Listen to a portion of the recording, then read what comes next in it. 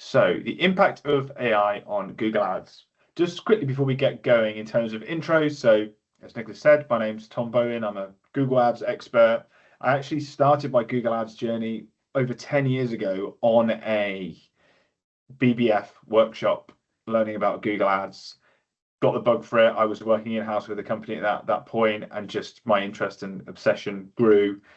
And here we are 10 years later, and I run a boutique Google Ads agency. We specialize exclusively on running Google Ads for clients in the UK, US, and Australia. We'll be responsible for around £1 million worth of ad spend totaled across our clients this year. And we use a lead tracking tool to log purchases and inquiries, and there'll be about 7,000 of those logged within the tool. So we've got a really good understanding, especially in the lead generation space, which generally speaking, I think is most of the businesses here looking for leads rather than web purchases necessarily. And in terms of we simply talk ads, or we simplify ads talk. The goal with everything I do is to essentially translate the various jargon in Google Ads and make it digestible for businesses, not Google Ads nerds. So I've got a newsletter, we've got content that regularly goes out on LinkedIn, and we've got a YouTube channel as well that we'll be launching in the new year. So what do changes in AI mean for you when it comes to the world of Google Ads? And when I kind of talk about AI in this real general sense, I'll break it down into three kind of key areas within Google and search. So that's people searching on AI or LLMs, or however we want to term them, Google's ability to analyze data, and the increased automation, both when it comes to the running of Google Ads accounts and setting them up. So most of what I talk about today will be listed under one of those three umbrellas. So firstly, how has search changed? I don't think it will come as huge news to anyone who's lived on planet Earth the last few years, but ChatGPT is quite a big deal when it comes to people searching for a range of different solutions for queries that they have, or specific businesses and specific business use cases. I was a kind of big ChatGPT power user for some time. I now primarily use Gemini, being as it falls under the Google suite, and I need to stay on brand. But also there's Claude and Perplexity and many others, depending on your preferences and priorities. Google itself as a whole is also becoming far more LLM led in terms of becoming more ChatGPT-like. So you will have seen that that's kind of broken down into two areas currently. So on the right there, you've got the AI overviews, which is where Google answers certain questions themselves. And essentially, we call this zero-click traffic. So whereas previously, lots of businesses might have had great blogs on the website about how do I scan a QR code. Basically, what Google did is absorbed all of those blogs and answered it themselves. That's the AI overviews, and separately I've got some content coming out about the impact that's had on businesses. And then AI mode is essentially the ChatGPT version. You can choose that within Google itself. And I would say, and I've got some kind of notes on this, the future slide, Google was a little slow on moving over to this kind of model, I would say, compared to ChatGPT, but it is becoming more LLM led. And a big question that you'll hear, and I spend far too much time on LinkedIn, and people love to claim everything's dead at some point or another, whether it's SEO or your agency or blog writing, copywriting, proofreading, or this stuff. And you do occasionally see people saying, oh, Google's toast, ChatGPT is taking over. So a bit of context really in terms of the actual data and what we're seeing. So Google is still responsible for around 240 times more searches than ChatGPT. It still has a massive market share in what it does, especially in the Western world. It definitely was slow to adopt some of the more ChatGPT-like features, and that probably did cost it to some extent. But as a whole, I trust Google's ability to dominate the search market. They're almost $1 trillion company, and they've been doing it pretty well for the last 20 years or so. In terms of where leads come from, we use a tracking tool that shows clients where every lead came from. So not just Google Ads, but did it come from SEO? Did it come from social media, for example? And across those lead numbers that we're seeing, so the 7,000 numbers, in terms of Google Ads leads across the board for our tools, We've seen 15 come from ChatGPT across every single one of those clients. So while absolutely you could make an argument that there would be a benefit to be ranked high on ChatGPT, it's not like it's something we're suddenly seeing where businesses are getting all their traffic and all their leads from it suddenly. And I do believe that one of the overriding reasons for that, and the research will back that up, is that AI is being used for research, and Google is where people go to buy. But the key point is that the blend of the two is coming, and really that's kind of what we're talking about today, is when AI search and Google blend together, what does that mean for businesses and how do we handle that accordingly? So firstly, I suppose before we get into this, will there be ads in AI search? Yes. Simply put it, I have no doubt in my mind at all that ads will become a fundamental part of the AI search experience, and they already are. So ChatGPT are already testing out and beta testing and releasing some versions of what ads will look like within search listings. And I go by the premise, as many people do, is that if there are thousands or millions of eyes on something, we will be sold to and advertised to, and search is absolutely no different to that. From a Google perspective specifically, they made more from ads last year than the GDP of New Zealand. That's not going to go down the toilet because everything's going to be on some kind of AI LLM search. So we will see ads in AI listings probably within the next few months based on what ChatGPT have been launching. And obviously Google are already doing that. They've essentially added AI to ads, whereas you can look at the other way from ChatGPT. They're an LLM AI system and they're going to be adding ads to that pretty soon. What that means for managing ads within ChatGPT is a separate conversation, because it sounds like some kind of hellscape, to be honest, from our side, that we'll be logging into Google ads and ChatGPT ads. We always sometimes have to do Bing ads, for example. So God knows what that looks like, but they will be present and businesses will be utilizing them 100%. So how is AI already changing Google ads specifically? And I'll break this down into essentially four kind of key categories, and use this as a bit of an opportunity to explain some kind of general Google ads jargon as well. So Google wants us to trust it more and for us to control less in terms of what we appear for and where we spend our money. And we almost need to be comfortable in some kind of transition where, rather than saying to Google, this is what we want to appear for, we will, and we already are, moving to a world where actually we say to Google, these are the leads we want, go and get us more of them. And Google will essentially find us leads rather than having us appear for certain searches. And that is already happening. And it is being significantly enabled by new AI-led campaigns within Google Ads. So most people will be familiar with search ads within Google. So you have search ads and search campaigns. And that's where you give Google a list of specific keywords. I'm going to use the law firm analogy, just as I said I was going to do right at the start, Nicola.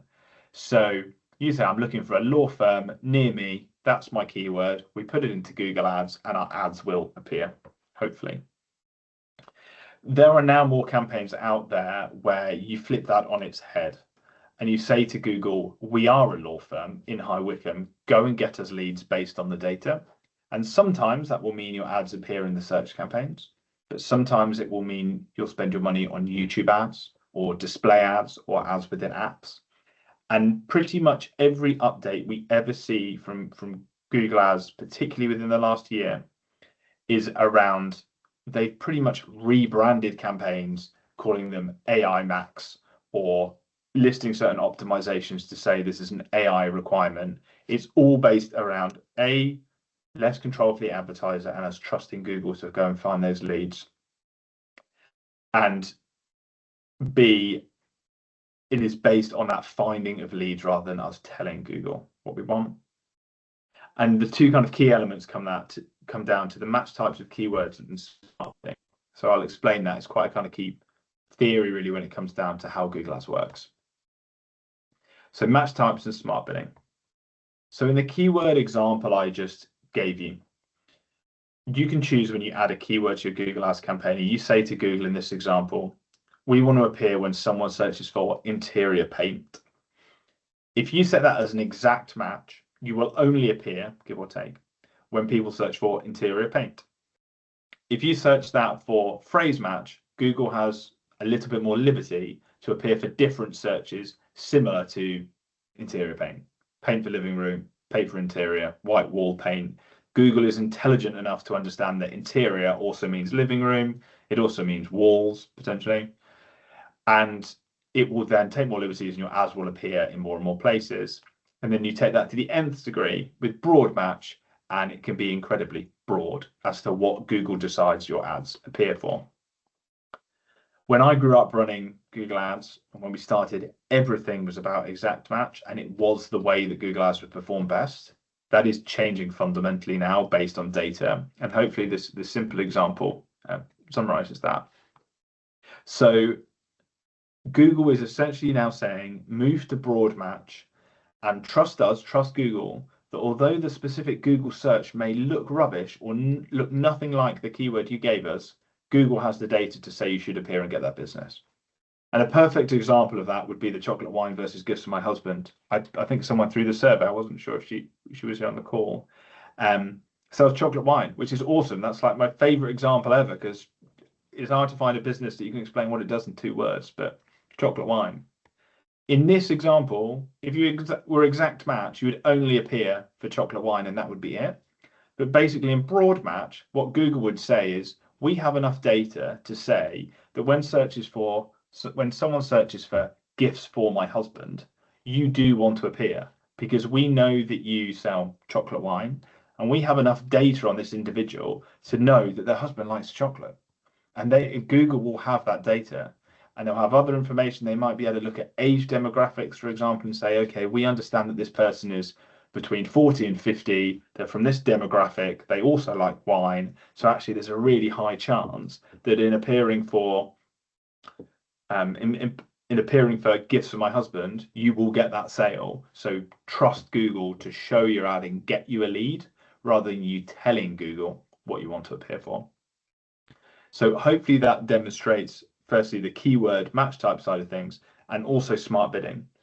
Because when you set up Google Ads accounts, in years gone by, you would use something called manual bidding, where you'd say to Google, we want to bid no more than £1 per click on the keyword of chocolate wine, and it would be manual, and you wouldn't spend over that.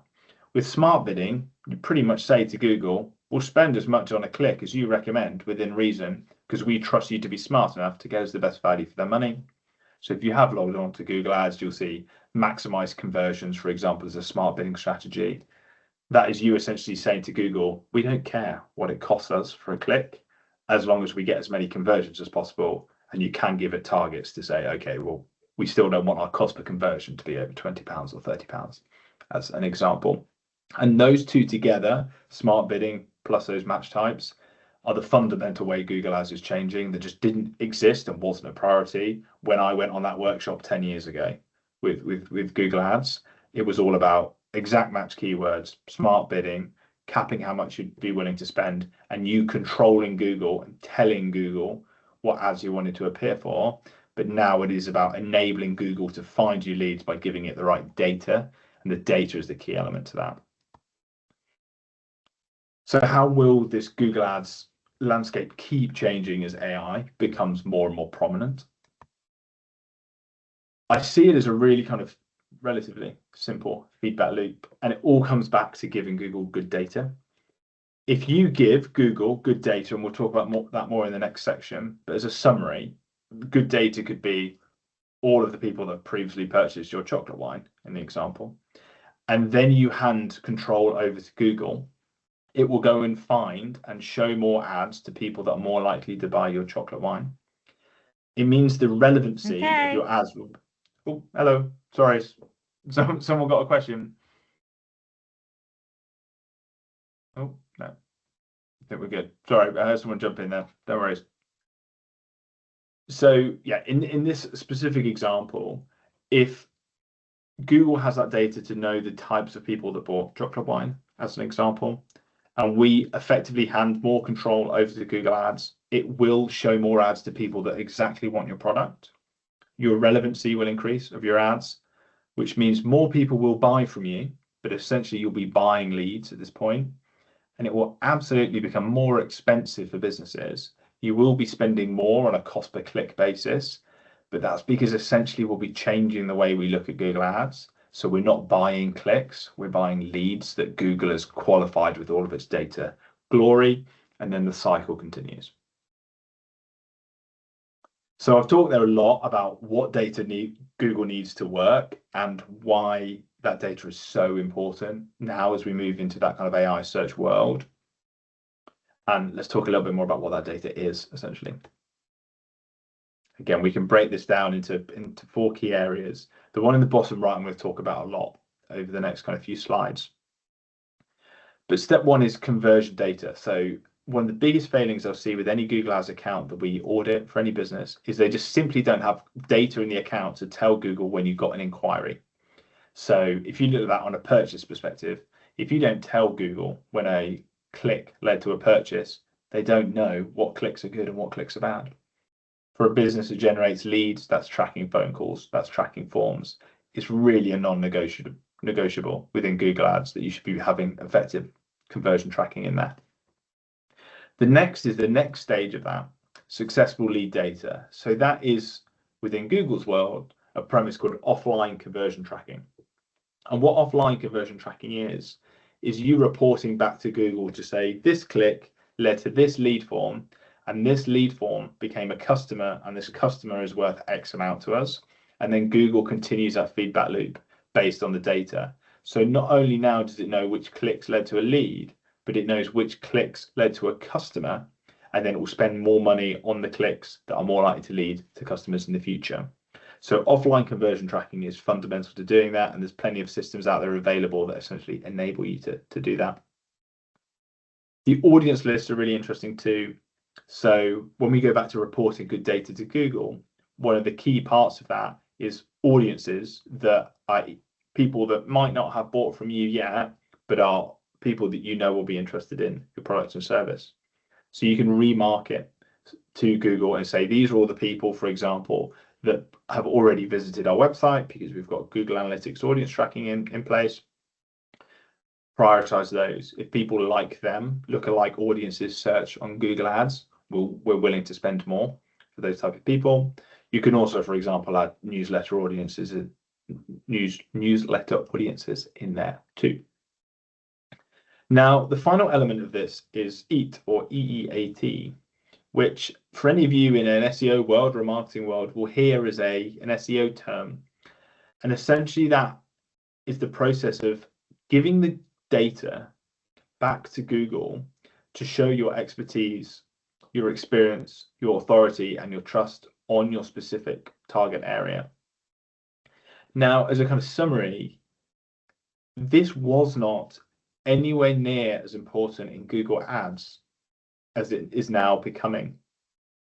In years gone past, Google didn't really need this. You gave Google the keyword to say, we are, and I've got an example on the next page, we are an accountancy software. We want to appear when people search for accountancy software.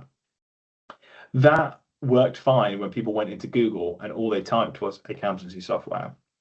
But people don't search in keywords anymore, and they won't search in keywords as we move over to AI searches. They are having long backwards and forwards conversations with AI, giving them an unbelievable amount of context about what they are, what they're looking for, what they do want in a system, what they don't want in a system. And it then becomes vital that Google can look at all of that context that these people are searching for and match it with what you do by essentially reading your website and the content you have available. So if we use that in the accountancy example with Xero here, in years gone by, people would have said, gone into Google, accountancy software, and Xero would have run some Google Ads on accountancy software. But now, this person could have been speaking to ChatGPT or Google Gemini or anything like that with far more detail than I've even included here. But you could summarize it along something like, we're looking for affordable accounting software for a freelancer that integrates with PayPal and automatically calculates UK VAT and international invoices, essentially a full string of features. Google now on ads, as we move to AI search specifically, will be trawling through websites, not just looking for the keyword to see if you do accountancy software, but it'll be looking for the features. And importantly, especially in software, it will be looking for pricing. It's why there's a big argument now that you do need to clearly show pricing on your website. And it'll be looking for specific case studies on who you've helped and frequently asked questions to cover any gaps in between those. So anything on case studies and features that are being missed. So to summarize, unlike before, we can't use ads to replace SEO. That's one of the most common, not issues, because it has worked in the past, but one of the common anecdotes people would say is, we've got a new business, we're going to set up our SEO, but we know that's going to take 6 months to a year. So let's just get some ads going and we'll see how it works. I'm very confident that ads will not be able to succeed without the fundamentals of SEO moving forward. And that is because of EAT and the experience, the importance of that experience, authority, expertise, and trust that Google will now need to see to justify showing you an ad. Whereas previously, you essentially spent money on ads to replace the fact your SEO wasn't very good. Absolutely, now businesses need to be considering aligning the two hand in hand. So how can you action this on a small scale? One of the real examples, the best kind of examples, is clearly listing who you can help, and where possible, breaking those down into different pages if you have different niches. So it's not just what you do, but it's what you do, how you did it, and who you did it for. If you take that example back with Xero there in the accountancy software. Linking websites to socials and any other content is fundamental. Again, a lot of this is what an SEO expert would tell you.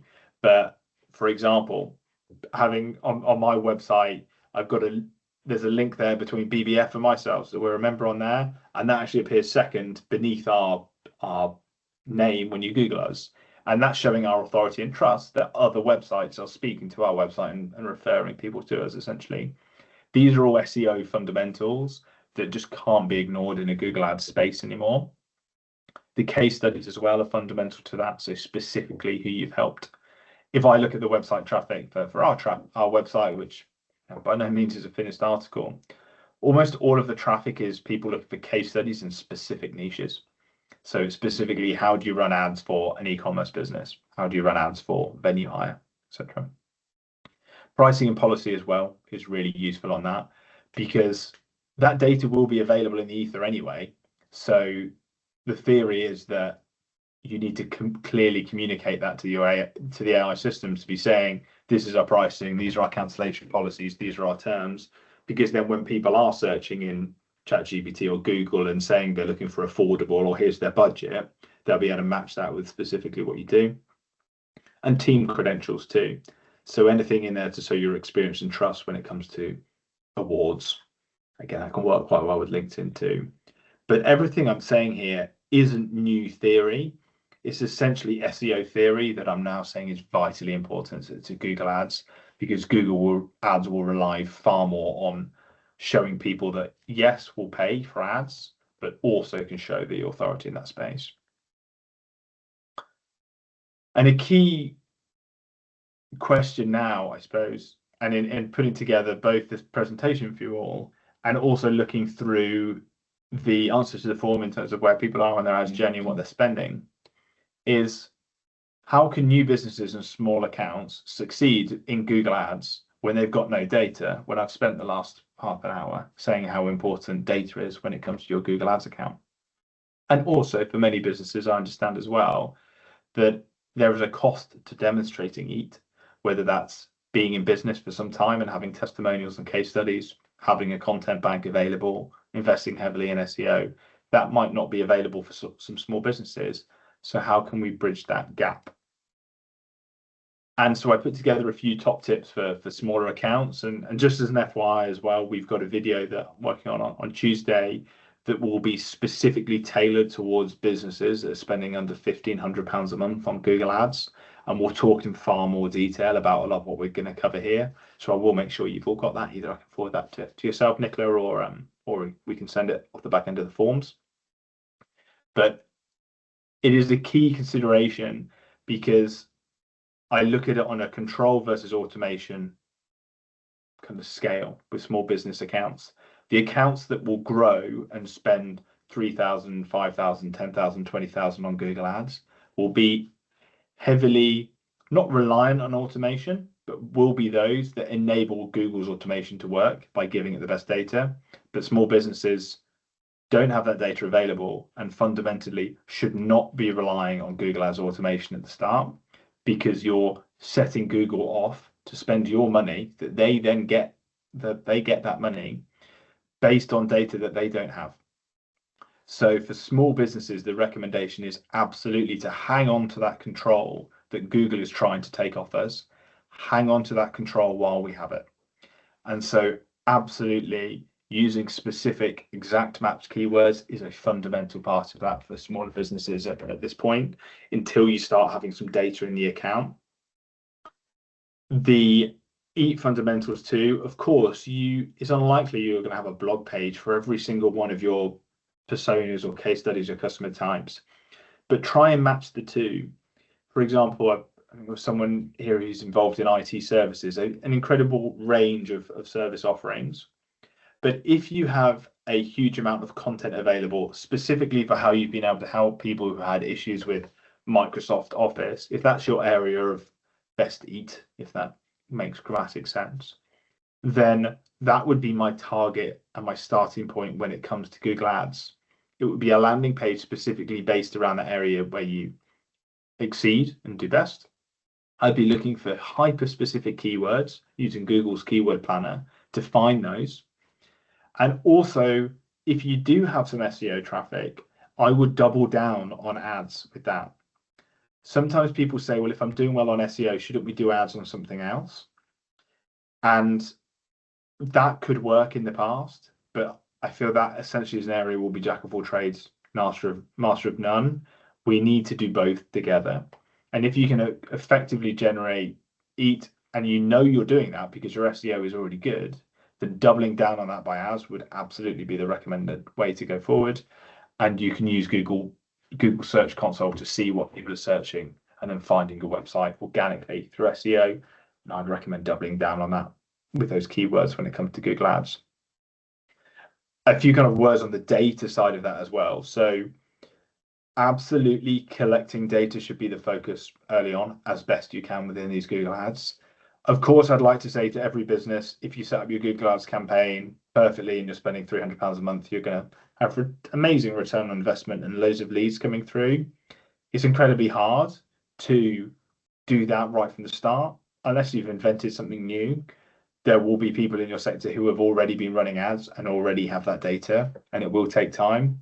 So reframing how you look at that campaign and understanding that actually some of that early investment will be setting you up for future success should be a more comfortable way to look at it. And I have no issue with essentially force feeding campaign data in the very early stages when you set up your Google Ads campaigns. So what I mean by that is not appearing for everyone. If you have enough data to say that historically you serve a certain age range best or a certain gender best as an example, then absolutely just showing ads to males between 20 and 30 within Google Ads can be a way to get started and be a bigger fish in a smaller pond when it comes to the Google Ads market that you're trying to compete in, before then expanding that out when you've got more data to allow Google's automations to work better.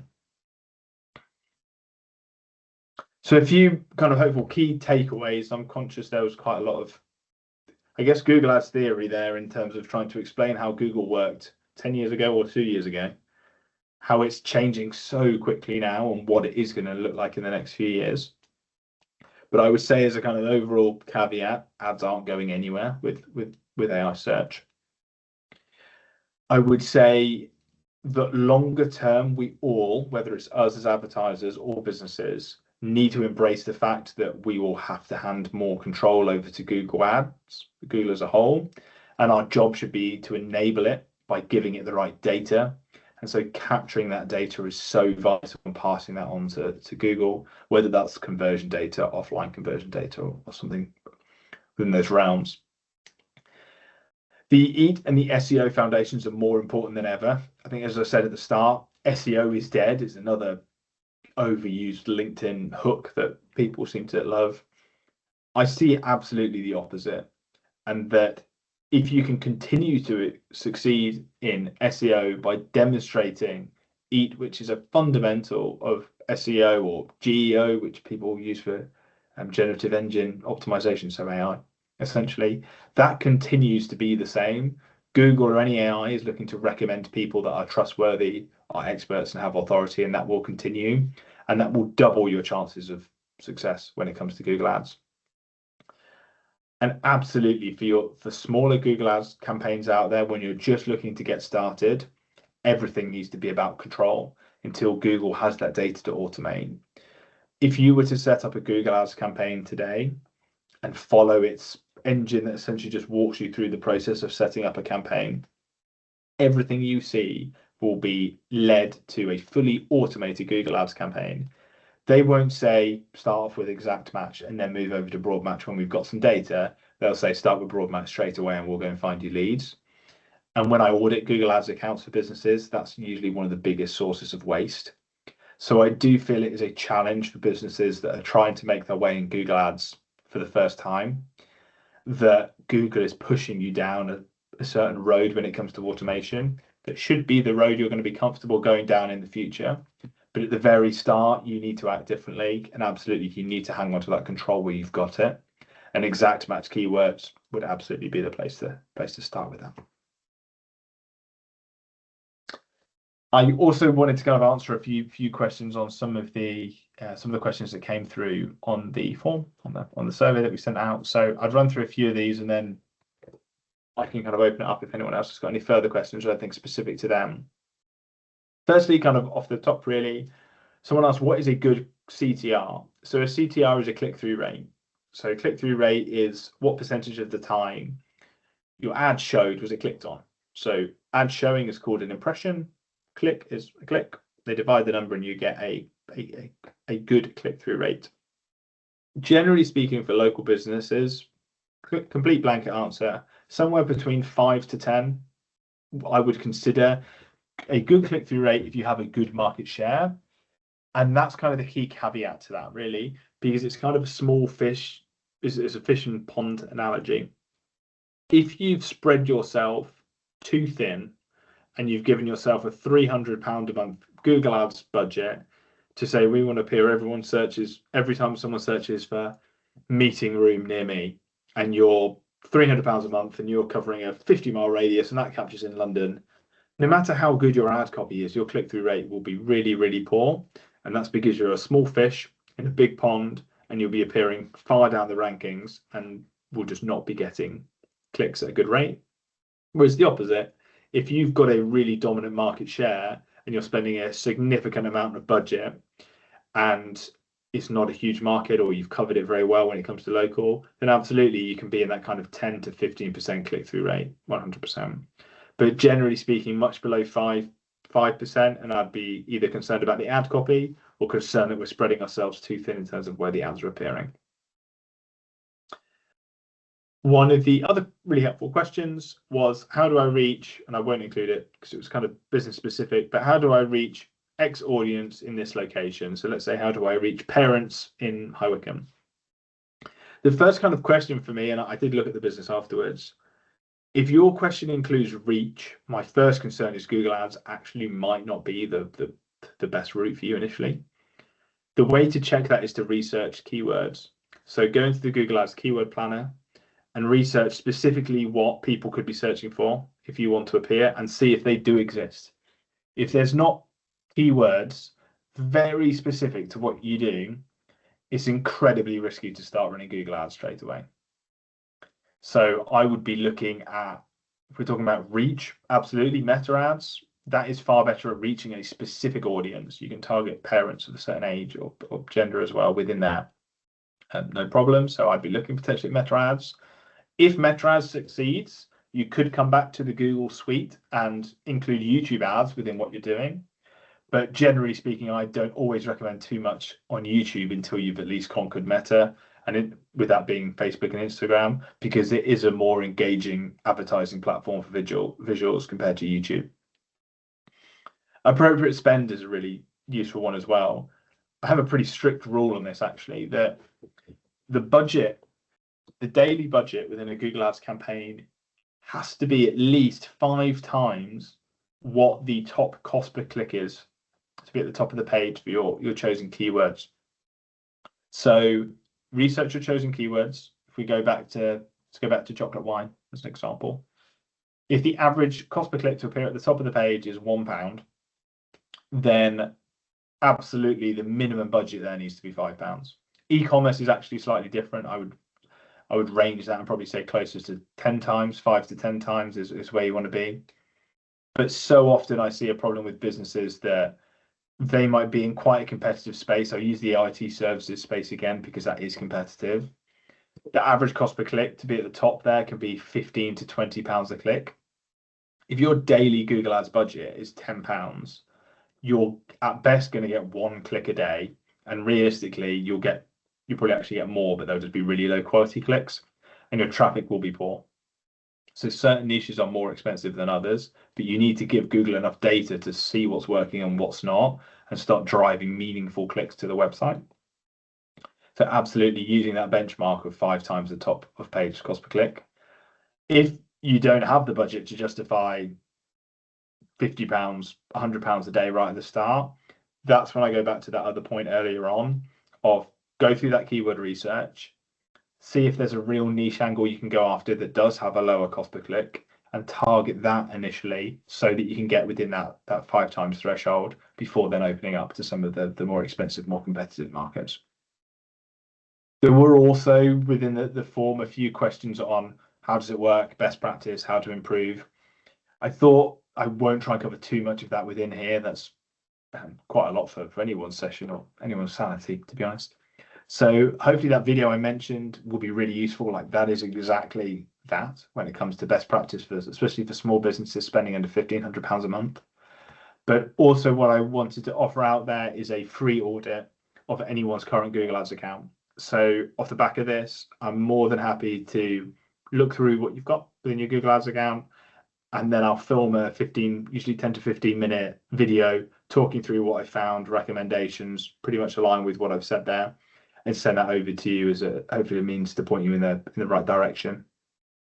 You can scan that QR code, and also I suppose that will stay in the meeting notes as well, but you can fill that out there, and then essentially all we need is the Google account number, and we can link with that and hopefully give some useful pointers. That's free for anyone here that comes along. We just want to help point you in the right direction, because I suppose openly and just to kind of be transparent, we don't generally work with too many accounts that are spending less than £1,500 a month. It's not really logical to pay someone more than you can afford to pay to Google when it comes to ad spend. But I'm more than happy to point people in the right direction and give some guidance and help to make things a little bit easier, because quite often just 1 or 2 small things within there can make things really difficult. And on the flip side, absolutely help. So more than happy, give that a scan and just submit the form, and we'll get that audit done for you and go from there. But that's everything from me. As I said, Nicola, at the start, I wanted to leave a good amount of time at the end for questions. I think we've covered quite a lot there, so maybe there's a few cogs turning, and I think anyone wants any more clarification on or discussion, I'm here for the next 15 minutes or so to answer. Thank you, Tom. Yes, if anyone's got a question, just put your hand up, please. And if you could come on camera, it's always nicer to see a face. Any questions?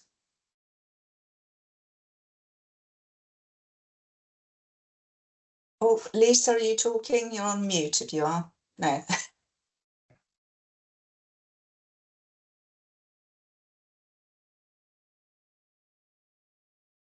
Answered it all in half an hour. Oh. Is there anything else that came up on the forms then that might be interesting to recap?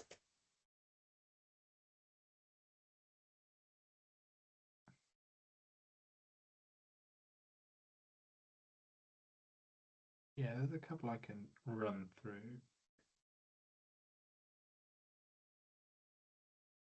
No problem, Hannah. Thank you for coming.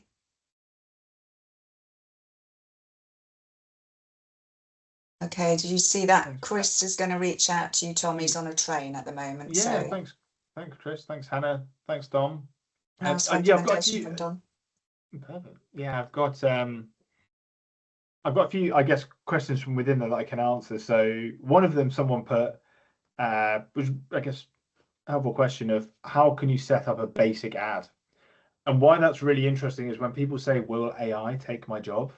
It already has for me on that one. So setting up the most basic of ads is more and more essentially just being spoon fed to you by Google. So it already was available when you went into a Google Ads campaign. It will talk you through the campaign selector and just tell you what to do. The challenge is there'll be a lot of settings in there that will be ticked automatically. And anytime I audit an account, we turn those off straight away. So an example of one of those is called search partners, which basically says to Google, we don't just want to appear on Google Ads. We'll want to appear on your Google search partners as well, which are other search engines that, aside from DuckDuckGo, no one has ever heard of any of them. It's just not a good use of budget. And that's always turned on by default. You can turn them off. So how to set up a basic ad, like Google holds your hand and walks you through it. In the last few weeks, they've also trialed a full-on AI ads assistant, which is an agent AI style process. So you can talk to it, it will do some of what you want it to do. And on a very basic level, I absolutely think it will help, especially for kind of like specific service local businesses. I think it will be great. If you're a local pest controller or a local plumber or something along those lines, absolutely, I think that would be brilliant. And it will put some people out of a job that are used to dealing with those really small accounts. So I've just got Brett's question as well. So the basic setting up of an ad is within there. It's just being careful and looking it through the lens of control versus automation. And if it's your very first ad, what control can you take back from Google that it will give to itself through the ad creator that's within the account? Brittany's asked a question. Thank you, Tom. Really useful. Is there anything we can do to prepare our ads that will start going into AI search? I would say the best two things, and hopefully I kind of covered that within there. The best thing you can prepare for, especially if you're already running ads, is data. I know that's really a really boring answer, but use this time to capture as much positive data within your Google Ads that you can report back to Google. So I know, Britt, we've obviously been working together. The key part of that is offline conversion tracking. If you can report back to Google and say these are all the clicks that led to customers, Google knows that when someone just like those customers is searching something in Google, they know to recommend you because you've given them the data to say last time you recommended someone like this, they became a customer. And all Google wants to do is make the best possible recommendation to its users, its searchers. So if you can show Google when it made a perfect recommendation, it will make more recommendations to you, whether that's organic SEO or whether that's ads. So reporting back to Google when it did its job well will allow it to do its job better. So that's a key fundamental part within that. I think data is huge. And also, I'll say slightly tongue-in-cheek, work with an agency or someone that is at the front of Google Ads. We do audit a lot of accounts that are often buying, I'll be a little careful on how I say this, but they'll be by maybe marketing agencies or web agencies that are trying to do everything for all people, and they're building websites and they're doing SEO and they're doing newsletters and they're doing Meta ads and Google Ads. Especially now, Google Ads is changing so quickly. And some of that really basic entry-level advice will cost people to waste a lot of money. And when we audit those accounts, it'd be really clear, and we've got the literature to, I suppose, back up what we're saying. So if you're really looking to invest in Google Ads, working with an expert absolutely makes sense.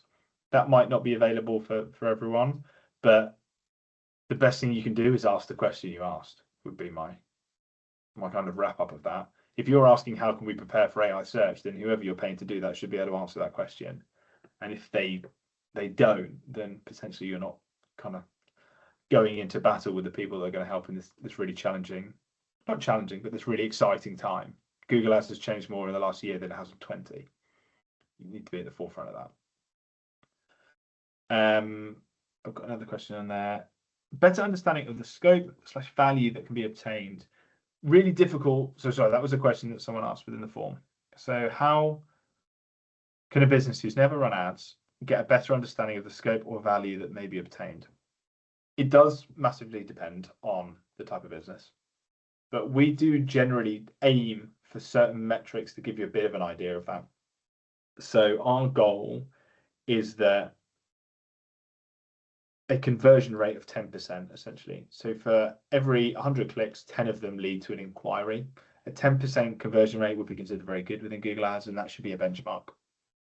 So actually, a lot of businesses can really reverse engineer their numbers to work out. Great question in the chat. So businesses can reverse engineer those numbers to work out how well do their Google Ads have to perform to make it make sense. So if we say, okay, for every, let's say it costs a business £50 to get 10 clicks, it's £5 a click. Of those 10 clicks, you're going to get one lead, let's say. Of that one lead, how many of those do you convert? What's the value of that conversion for your business in terms of them becoming a customer? And is that worth your while? If you do the maths and realize that because of the market you're in, let's take IT support services as an example. If it's going to cost you £20 a click, and therefore you're going to have to spend, let's say, 500 quid for 5 quality leads, and you might convert one of those, is that worth it?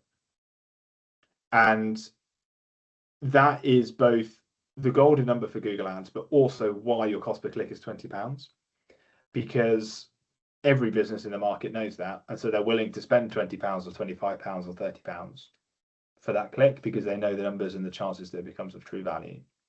So I generally try and go off that 10% number. Thank you for the question. It does depend on business to business, but based on those numbers, there will absolutely be businesses here that should not run Google Ads because the cost per click is so expensive that once you've worked out the chance that click becomes a customer, you won't make enough money to justify still running ads on that service type. Deeps has said, asked, what is quality score and how can this be improved? So on one of my slides, I alluded to that in the most subtle way possible. Let me show you. So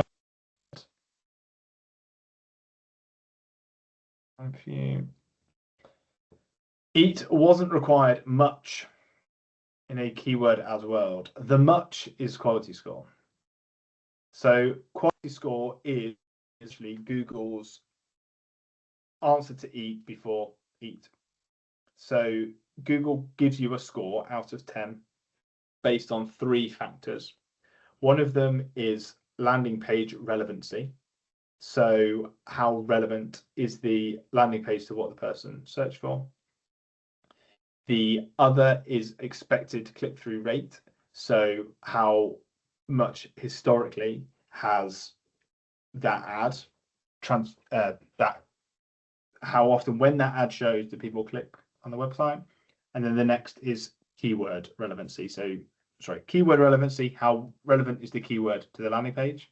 Expected click-through rate essentially is how good is the ad, and landing page experience, which is when people come to the site, do they hang around, do they like it, is it relevant, and do they inquire? So generally speaking, you could look at that as EAT or a simplified version of that. And historically, the better the quality score, the lower your cost per click was. The data behind that seems to have absolutely disappeared. So it's not generally something we obsess over too much. But the key way to improve your quality score is the keyword side and the landing page side. So the keyword side is, does the keyword that you're trying to appear for appear on your website? So that can often be a real issue if you have a kind of wishy-washy landing page. A great example, by the way, of that is Hotel Chocolat. So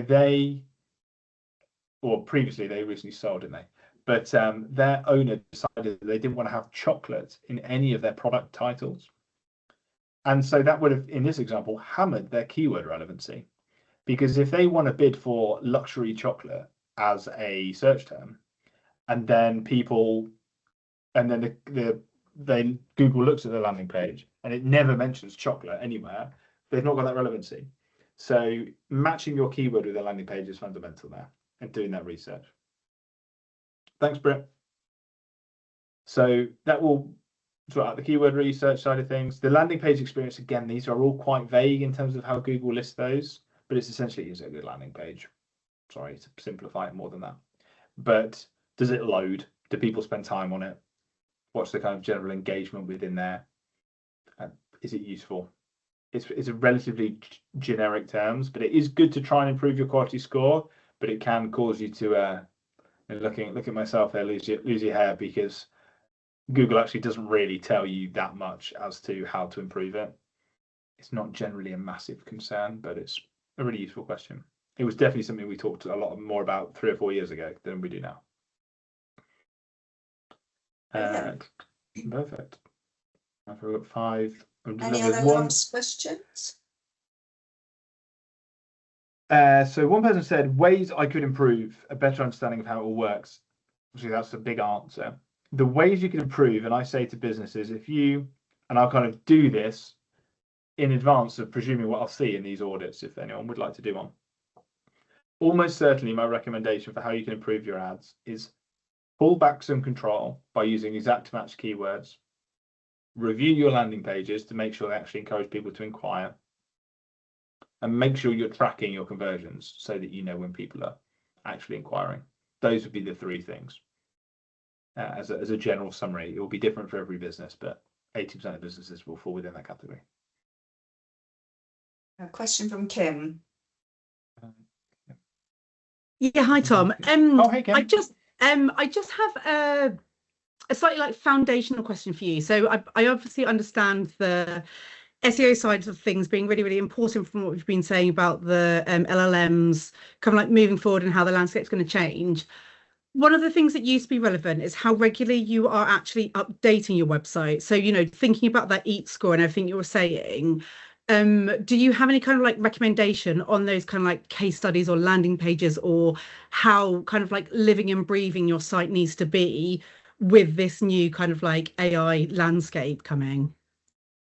Yeah, it's a really good question.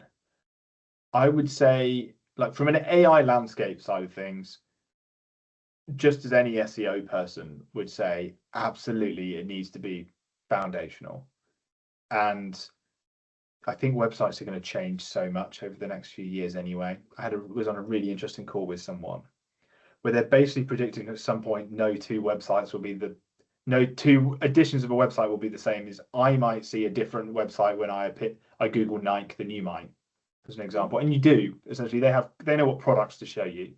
Imagine that to like the nth degree of, like, if you're looking for a lawyer for a will, you'll see something specific because they'll have all this data to say, okay, well, you're from this demographic, or you live here, or you've got this many kids, or whatever. So moving down the line, to answer your question, websites will have to literally update to be different for every time anyone appears on them. So from an SEO side, I don't really have like a specific, benchmark, but yeah, absolutely, updating websites, new case studies, new context will only add to that authority. And a feed from social media is such an easy way to do that, I found. If you just link social media channels in with your website, it really does help. Perfect, thank you. And yeah, I suppose I'd add to that as well in terms of websites. If you're running ads to your landing pages, you need to be looking at your landing pages almost as much as you're looking at your ads.